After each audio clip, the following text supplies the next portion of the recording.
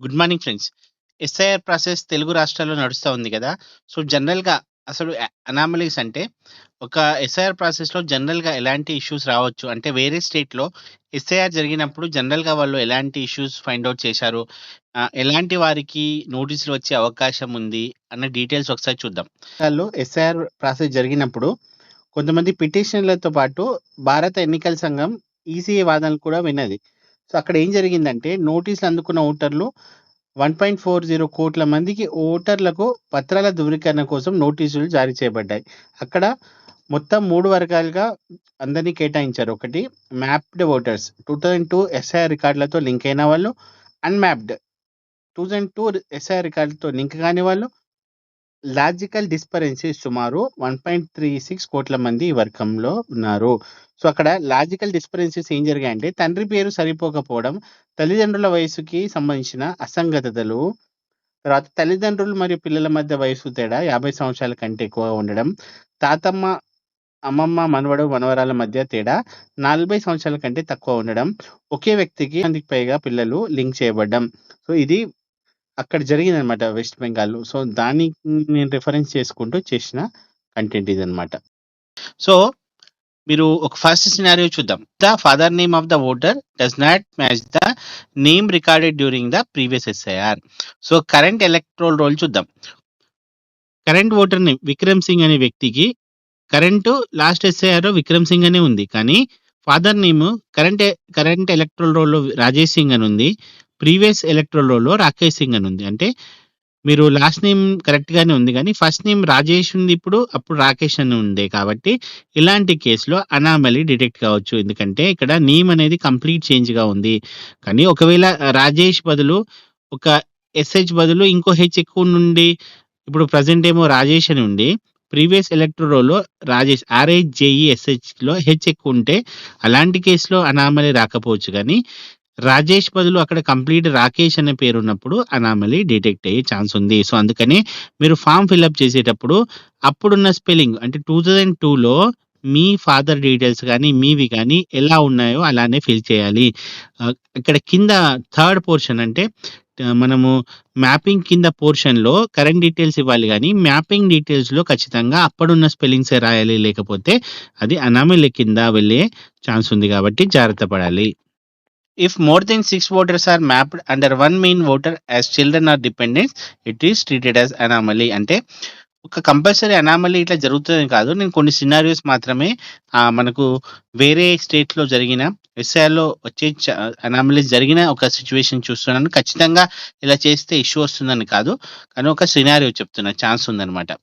Voter mapped as children dependents అంటే జనరల్‌గా ఒక తండ్రికి ఇద్దరు పిల్లలు ఉంటారు. వాళ్ళకి ఇద్దరు పిల్లలు అట్లా అనుకుంటే మోర్ దెన్ 6 అంటే 1-6 మ్యాపింగ్ జరిగినప్పుడు ఇబ్బంది రాలేదు గానీ, 7థ్ ఓటర్ మ్యాపింగ్ జరిగినప్పుడు మాత్రం అనామలీ వచ్చిన సందర్భాలున్నాయి.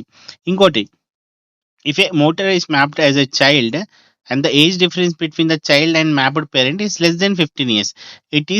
It may be considered as anomaly. అంటే ఫాదర్ ఇయర్ మీరు మ్యాప్ చేసుకున్నారు. ఫాదర్ ఏజ్ 38 ఇయర్స్ ఉంది.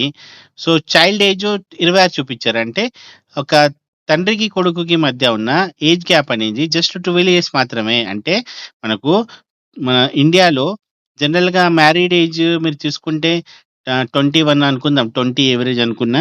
అప్పటి టైంలో కనీసం 20 సంవత్సరాలు తేడా. లేకుంటే కనీసం తొందర పెళ్లి ఆ టైంలో మ్యారేజెస్ మేబీ తొందరగా జరుగుండొచ్చు. అటువంటి టైంలో ఒక 17, 18 ఇయర్స్ గ్యాప్ ఉంటే మాత్రం మీకు అనామలీ కింద పోయే అవకాశం లేదు. కానీ లెస్ దెన్ 12 ఇయర్స్ వచ్చినప్పుడు మాత్రం అది అనామలీ కింద పోయే అవకాశం ఉంటుంది. ఇంకోటి if a voter is mapped as a child and the age difference between the child and the mapped parent is more than 50 years, it may be considered as a anomaly. అంటే father age 76 అనుకుందాం.